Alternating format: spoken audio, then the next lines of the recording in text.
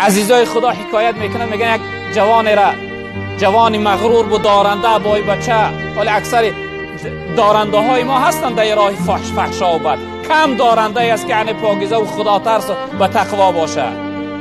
یک جوانی دارنده بود، کاری هر روزش فقط همین یعنی دختربازی و زنا کردن بود. عادتی هر روزه دائمی داشت. میگه هر روز اون رفیقا و شخصیت های همراهیش بودن، یعنی دوستاش، اونها را میگو برای من یعنی یک زنی نو یک دختر دیگرگون بیاره. می آوردن.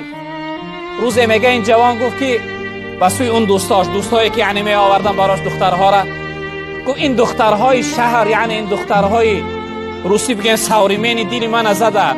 اینها یعنی لباس ها تا بدر ناکرده در بالات میپرن. یعنی اینها در حال چی میکنن؟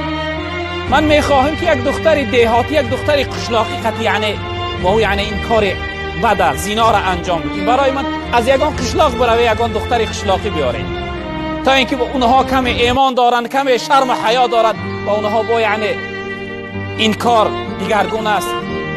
میگه این رفیقاش رفتن از یعنی کدام دیهاتی رفتن آوردن یک دختری را. این شخصیت وقتی آمد اون حجره که دائما این کار انجام میداد داخل شد. میگه دید یک دختری هست، وجودش میلرزه، در سرش یک رومال کلان محکم کردگی.